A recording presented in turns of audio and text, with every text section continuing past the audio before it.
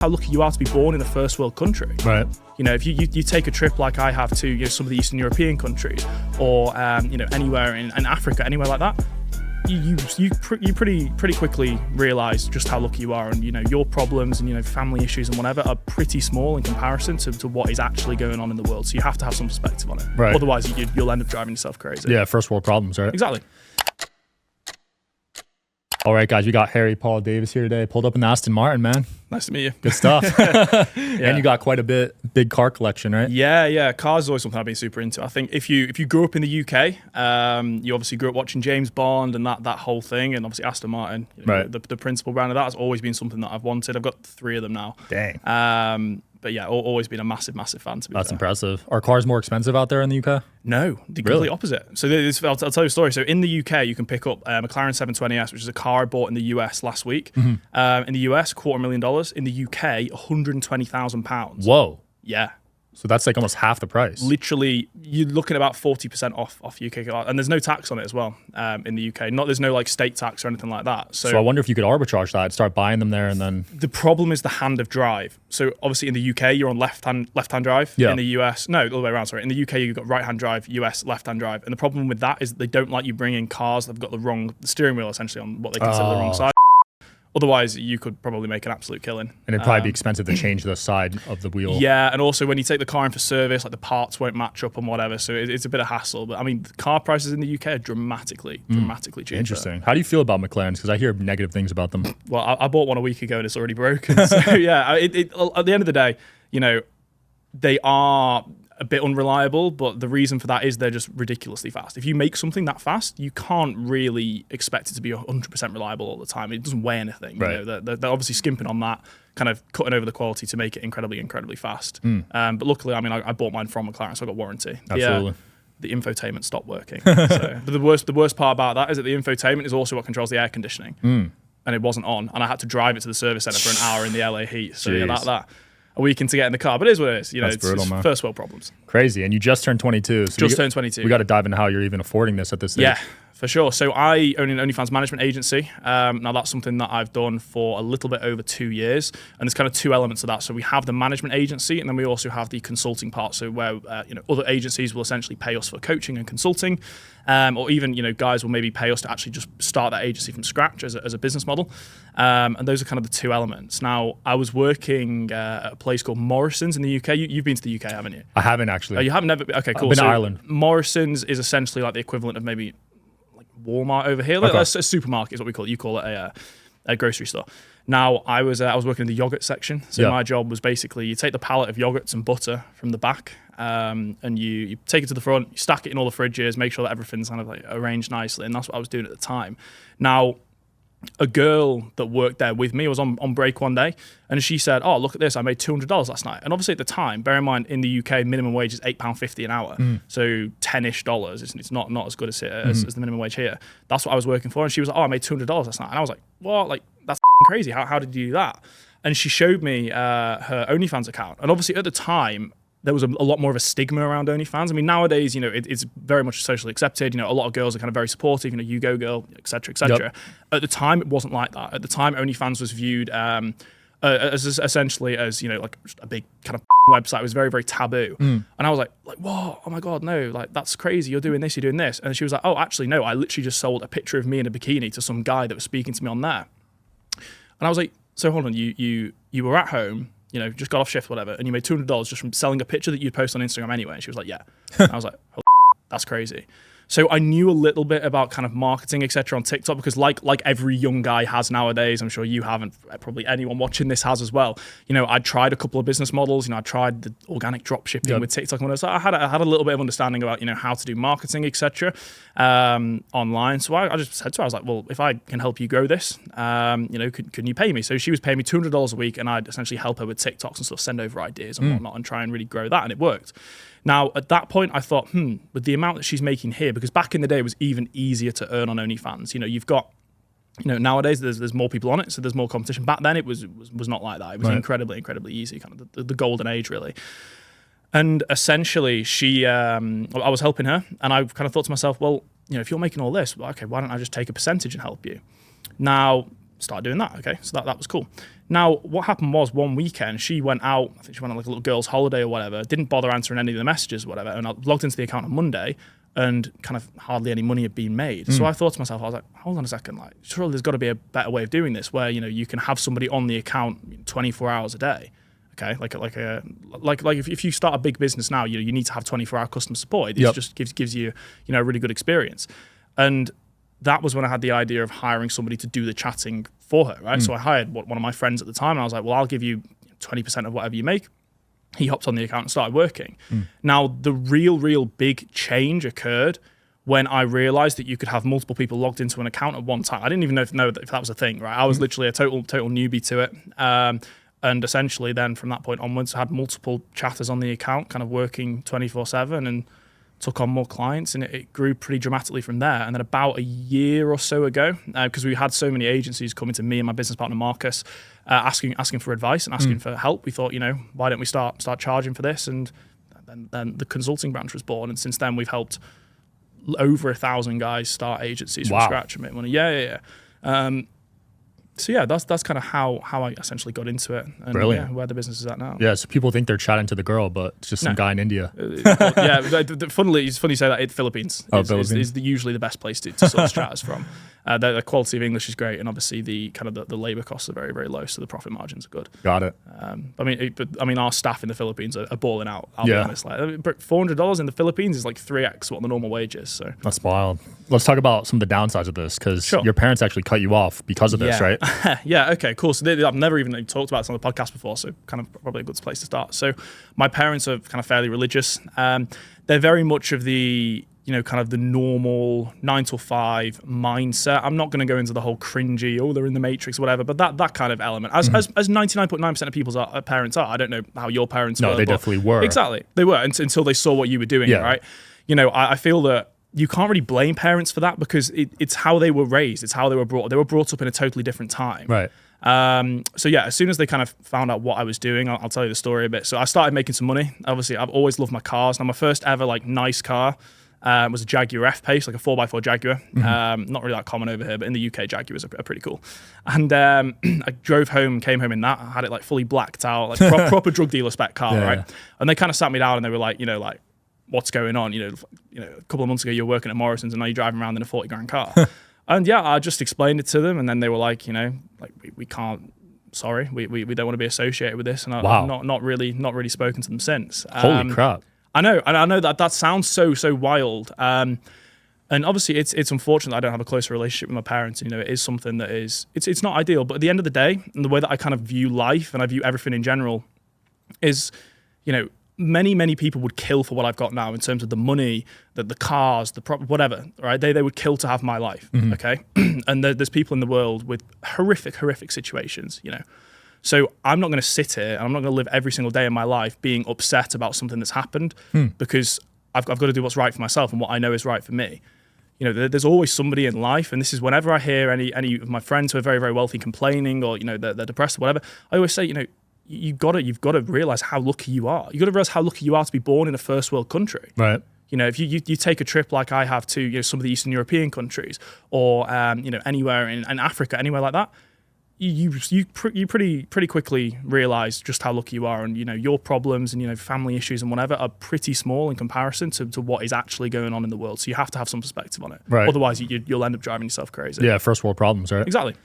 That's a big one, though. I feel like, because OnlyFans is more normalized now, do you think it's worth reaching back out? Because you also don't even see any of your talent. You're not really pimping these girls out in person. This is another thing I kind of want to address, because the OnlyFans industry as a whole, in my opinion, gets a really, really bad name, but it only gets a bad name because there are a few bad apples, right? Now, with our agency and the way that we work, I've never met a model in real life. I've no intention of doing so. It doesn't need to be done. We run an extremely professional marketing agency, and that's it. I don't need to have any sort of personal relationship with the models. Everyone online is always like, oh, do you date your models as well? It's just stupidity like that. No, I run a marketing agency and I run a business. Of course, yeah, I have a really great working relationship with a lot of the models we work with, because if somebody came along and made you a few $1 million, you're probably going to have a really good relationship with them, no? Yeah. But no, I never... You never want to blur the line of kind of personal and business. But you are right. It's becoming more socially accepted. And in my opinion, that is a good thing because at the end of the day, if these models weren't on OnlyFans, what else would they be doing? If they're on OnlyFans, maybe they'd be doing, I don't know, something like that, something that's actually dangerous. Right. If anything, OnlyFans has essentially developed the sex industry to become not only safer, but also more profitable. That's the way that I view it now. Yeah. Well, a lot of people mix in the red pill movement with the OF management, so I could see why it gets a bad rep. Yeah, exactly. I feel like it's running a marketing agency. You're essentially helping to market a product, which is the girl or the guys or trans, whatever, OnlyFans. We have male models, we have female models, we have trans models. Black, white, it doesn't matter. There's a market for everything, but you're running a professional marketing agency, and this is something that I make very, very clear to anyone that joins our info product company and kind of hops on board with us for the consulting part. You're running a professional business. You're not trying to become the next, I don't know, fur coat wearing, cigar smoking, whatever. It's not the way of doing things. Let's dive into health. So you pulled up drinking a Monster. You said you eat McDonald's chicken nuggets every day. Most days. Do you think that's sustainable over time? Because you're young now. Yeah. So do you think this biohacking health movement is I think the whole biohacking health movement, it's gone too far. I agree to an extent with, eating healthy, it's good for you. If I'm going to cut or whatever, yeah, okay, I'll eat healthy. I'll cut down on the chicken nuggets, whatever. But really, all these people that are coming on and they're saying, oh, you can't drink water unless it's in a glass bottle, which I see you've got a glass bottle there. Or you can't drink water out of plastic bottles because of microplastics. Grow the up. Like, our ancestors were drinking water out of rivers, right? Yeah. People in Africa drinking water out of dirty, disease-infested lakes, and for the most part, it's not terrible. So I really don't feel like if you're in a first world country and you're drinking from these plastic bottles or whatever, or you're not going to drink this milk because it's been pasteurized, it's over the top, right? In my opinion. Yeah, there's a lot of people drinking raw milk right now. I don't get it at all. And eating raw meat. Yes, yeah. So yeah, very, very good friend of mine. He's big on the raw. I actually tried it the other day. I'll send you the video afterwards if you want to put it up on the screen. You get sick? No, I was absolutely fine off it. But I mean, it didn't taste as good as cooked meat. So I didn't really kind of understand. Are you big into the whole? I don't eat just raw meat. I mean, I'd rather eat cooked meat too. I mean, but I would say I'm pretty health conscious. Yeah, yeah. I think it's important because you want to optimize your health because it affects your business. You're young, so you could eat whatever you want right now. Like I was like that too. I used to eat fast food, Chipotle every single day. But you'll see as you get older, it'll change. We'll see. No, trust me, it will. I get sore after just going on a run these days. Like it sucks getting older, but I think that there is definitely a genetic element to it as well. Yeah. Did your grandparents live really long? Yeah. Okay, so you got genes on your side. Hopefully. But doctors say that's only 20% of it, to be honest. I feel like I agree. Obviously, eating healthy is a good thing. That's known. If you eat too much fast food, you will get fat, right? For sure. But all these people that that have a genuine fear of eating fast food every once in a while, or drinking from a plastic bottle, or I don't know, having a Monster, that's when it becomes a little bit ridiculous, in my opinion. I feel that. I'd be interested to see your blood results. I'll do it. If you got to connect, I'll do it. I got you. I feel like it will be good. We'll set it up. Do it. I mean, we'll see where your testosterone's at. Mine was low, dude. Yeah. Do you feel like you got good T levels? Yeah, I'm strong. I box 4 times a week. You're boxing? Yeah. Like professionally or just no, just amateur. Yeah. Oh, okay. I don't think it's worth it for like the health reasons. Oh, boxing wise. Yeah, okay. just the brain damage. I mean, we could get into this, but look at a lot of professional fighters that are retired and look at the brain damage they've sustained. Yeah, for sure. I mean, it's like everything in life. There's always a risk and a reward. If you're a professional fighter and you're making a hell of a lot of money and you're doing it for sure. I've got a very, very good friend of mine who is a world champion boxer, and he, in his eyes, he said he already feels some of the effects of it, which is obviously a shame. He can be forgetful, has a bit of memory loss every now and then or whatever. And obviously that's not good, but then he's getting paid $10 million a fight. And that's going to set his family up for generations on generations. So, I mean, it's where you draw the line. Right.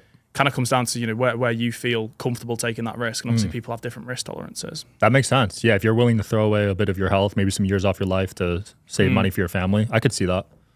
100%. I think I'm a little too selfish for that. Yeah? Yeah. I don't got kids yet or anything. I saw one of your YouTube videos. You were shopping for $8 million house in LA. Yeah. Yeah. So I'm looking to buy a house in LA. Damn. Why LA? I just love it. I've always loved it. And really? the reason that I'm obviously living there now is I grew up watching American TV. If anyone's watching this and has ever watched a show called Modern Family, I don't know if I've heard of it. Yeah, it's Modern Family. sitcom based in LA, right? And I grew up watching it every day. I've always loved LA. Obviously, I played GTA as a kid. I know this probably to the outside looking in sounds such a ridiculous ridiculous reason for kind of living somewhere. But I just think it's the coolest place ever. I don't know, the Hollywood Hills, the glitz and glam. I really like it. The weather's hard to beat. Yes, I agree that as well. And there's not many other places in the world, especially with California, where you can go surfing in the morning and you can be skiing in the afternoon. Right. As well. Business is great. Weather's great. Taxes are not great. Not great. But if you're willing to pay 15%. I mean, like, I just get a really good vibe there. I'm happy there. So I think sometimes you just got to do what you know is right. And obviously proximity to Vegas is great as well. I drove here for the weekend. Yeah. It's a cool place to live. It's hard to beat. I spent a bit of time in Miami, but I wasn't a huge fan, to be fair. I don't like the energy there. It's just scamish. Yeah. Yeah, too many people rented Lamborghinis and chilling courses. Yeah. I'm not a fan of the we could get into this, the flexing on social media. Okay, interesting. Yeah. What do you think of that? Like, I get it from a business point of view. Yeah, like I feel like if you're flexing just to flex, you're probably a bit of a prick. But if you're doing it from a business point of view, because at the end of the day, it gets eyes, as you know. Why do you think I've got a cowboy hat on right now? You know what I mean? You do have to do things with social media to get eyes. It's always been, it was the same 20 years ago. Do something controversial in the media, and the newspapers will come out and there'll be a big story on it. Whatever.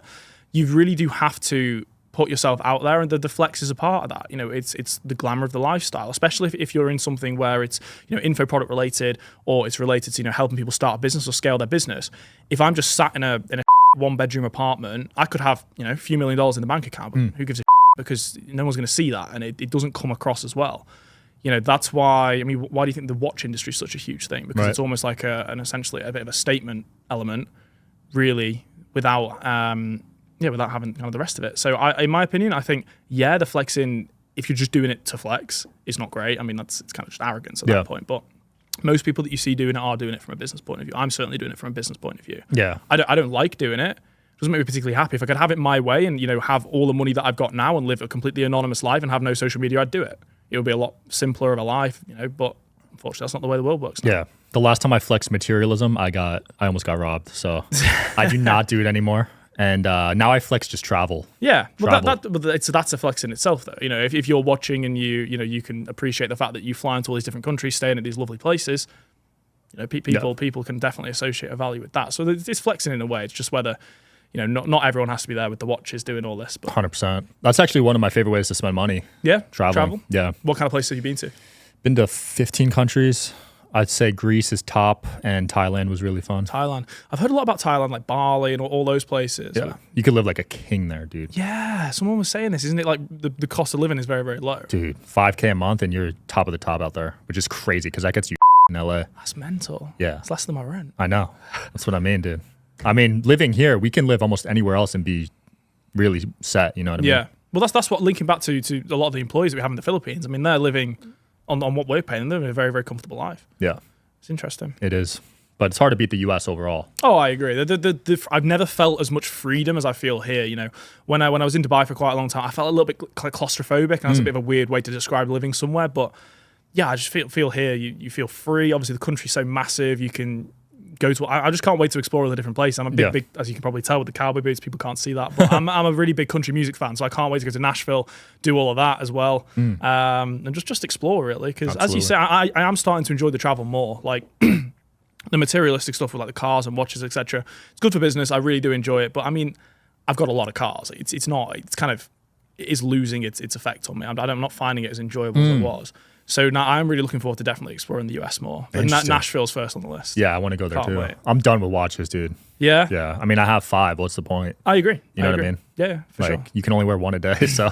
I'm not really a big watch guy. I don't even wear them. No. People don't even know I have watches. It's pointless. The risk to reward depends where you are, but you could get robbed. I don't wear this I'm just wearing this for the podcast, but if you're wearing it every day, you can get yourself in some pretty I have more spots. anxiety wearing it than when I don't have it. No, it's pointless as well. And I really, the one thing I really hate, and you shouldn't have mentioned this, I really, really hate it when people are like, oh, but wearing a watch gets you into certain rooms. That's such bollocks. Like, really and truly, I've never got into a room because of a watch Definitely I've got not. on. And especially when they're talking about like, entry-level Rolex Datejust and shit like that. I bought this $10,000 watch because it's going to get me into a room with a multi-million. It's not. it's simply not. You get in based on the value that you can give and who you're friends with. That's kind of what it comes down to, really. So, yeah, it won't get you in. It might spark a convo when you're in there, though. Maybe, yeah. At a certain point, if you're wearing kind of the higher end stuff. But for these guys that are buying, $10,000 watches, in my opinion, I don't think that really opens. Oh yeah, it's not impressive. It's the opposite. If I saw someone wearing that, I probably wouldn't be overly. Yeah, I don't know. No, agreed. Yeah, I went to T-Mobile yesterday, and the guy had a Rolex on.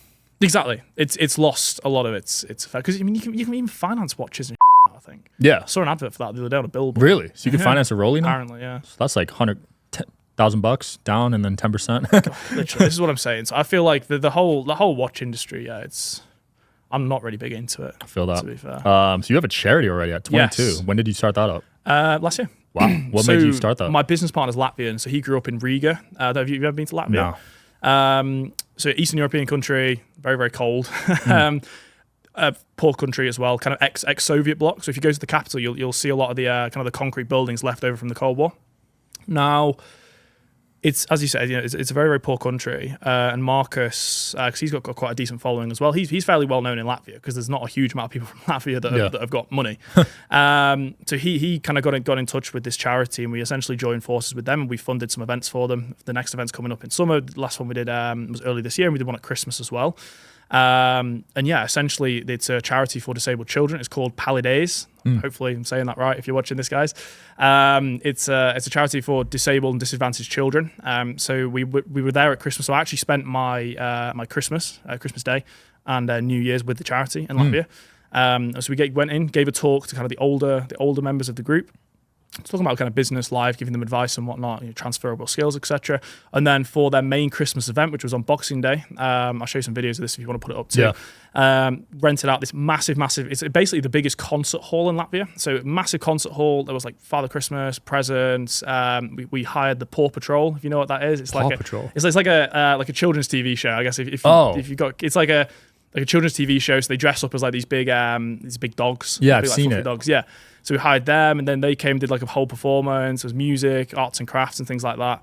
And yeah, it was a really, really rewarding experience. I feel like it's important if you are making a certain amount of money, and if you are doing the flexing, especially, that you do also do, you also give back as well. Because if you're just solely flexing, etc., it really can become quite sickening to people watching it when there's people living not the best lifestyles. Right. So that's something that we were very, really keen to get into. Just give a bit back, and it's really, really rewarding to do. Give and take, right? Yeah, for sure. I mean, all these people that kind of don't do anything charitable or whatever, it's bad karma at the end of the day. I think so too. I'm big on energy. Yeah, I think you got to give back on some level. It doesn't have to be anything crazy. No, too. Of course not. No, I mean we really wanted to really make an impact, and we're really close with the charity now as well. It's funny because I posted a picture the other day of me getting out of the car in Beverly Hills, and I had the charity T-shirt on. So yeah, it's cool. They're a really, really great group of people. Obviously, I can't speak Latvian, so Marcus was kind of translating for me the whole time, but it was really, really great, and I feel like it's definitely something I want to do more of. Especially with the industry that I'm in, obviously the whole OnlyFans thing it does get a really bad rep, but if I can use some of the money for a really, really good cause, then maybe that'll lessen kind of people's perception. Yeah, that's interesting. Do you feel like you get a lot of heat from doing what you do? No, not really. Not anymore. Not particularly. I mean, the only heat, because I post a lot on Twitter, the only heat I really get are from kind of the people that are way too much into the whole red pill space. They come at you with like the religious angle and stuff like that, which I really don't think is applicable in the scenario. I don't really give a what people think, I'll be honest. I mean, I live a great lifestyle. I've got great friends. I make a lot of money. I can't complain too much. And, if the caveat of that is that some people online who I'm never going to meet in my life and who probably wouldn't look me in the eyes if they ever met me in person are going to say mean things, so be it. But it shouldn't get the rep that it does, in my opinion. The least favorite podcast that I watch, and I'm not going to say them by name, but it's the ones where when they get the OnlyFans girls on, and then it's basically just two much older guys shouting at a load of younger OnlyFans girls and trying to make them look stupid. That to me is just the most disgusting thing ever. Why would you do that? What's the point? I've seen those. Yeah, I'll tell you something. If I'm 37. Like a certain person is. If I'm 37, if I'm 37 and I'm sat on a podcast shouting at 18 to 20-year-old OnlyFans girls, tell me to jump off something, because that is, it's ridiculous, and it shouldn't be a thing, in my opinion. You know, and then the real issue, and I'm going to say this, and what I said to you just prior, I think the over the top red pill movement, it's one of the most damaging things for young men to come out of the past few years. Wow. I do. It's going too far. Now, don't get me wrong. I'm all for being a strong man, you know, being an upstanding person, having morals, etc., etc. But it is going a step too far. I spoke to someone the other day, okay, a guy I used to go to school with, okay, works just a job at a shop like what I used to do.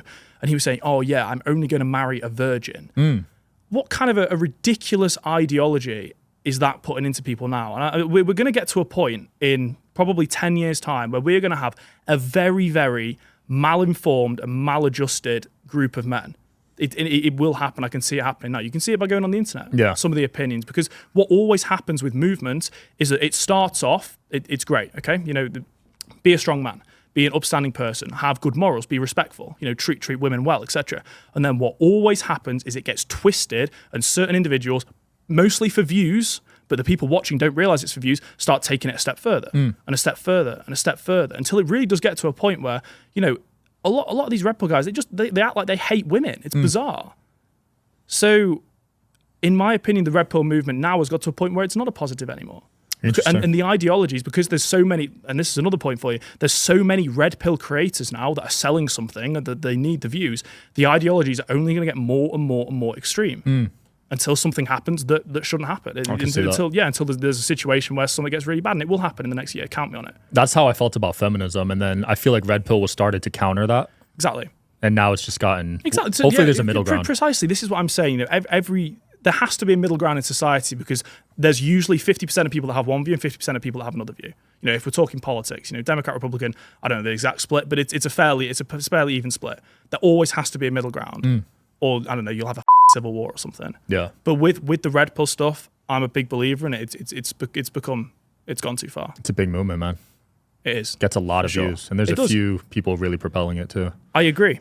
But to continue propelling it, they're going to have to keep going more and more extreme, because you can't propel something by doing the same thing. Right. Social media is a vicious game like that. Thank you. Even as a podcast host, I have to have on interesting guests nonstop. Exactly. Or I'll lose relevance. You lose relevance. Same with OF management, I bet. Precisely. You know, you've got to. They're going to have to keep taking the movement further and further. And it's going to get to a point where it will go too far, and then I don't know what will happen, but something pretty bad will happen, in my opinion. Most people's attention span are just so quick these days. Yeah, that's what I'm saying. You know, you're starting to see. I'm not going to mention any kind of current situations or whatever. There's no point starting beef with people on the internet. But I mean, you're already seeing situations now where even the red pill guys are being exposed for not going by what they say whatsoever. Wow, I didn't see that yet, but I could see it. I'll speak to you about it afterwards. But it's yeah. I try to be the same person on the show as I am in real life. Good. I respect that as well. I feel like to do a podcast, you do have to be kind of fairly. You can obviously have your own opinions and whatnot, but you do have to obviously, you know, hear both sides of the story. But I try to stay neutral. I think it's good, because then you segment a big audience if you're not. Precisely. But look, don't get me wrong. I'm all for the whole be a strong man, you know, be an upstanding citizen, you know, provide for your woman, whatever. 100%. I agree with that. As any man should agree with that. And I don't actually think there's a man in the world that will really go against that. There shouldn't be anyway. But when it starts moving further and further and further to the point where you've got podcasts with 30, 40-year-old men shouting at 18-year-old girls, calling them whores and calling them stupid, is that really what society's coming to? That's really like a valid form of entertainment now that we're doing? You know, watching guys shout, it's bizarre. And that's probably affecting your dating market right now in LA. Girls are probably kind of traumatized. You know what? It's an interesting one too. You know, I kind of, in terms of dating and obviously doing what I do, I'm fairly open about it. As soon as I explain, you know, it's essentially just a marketing agency, it's fine. No one really has too much of an issue with it.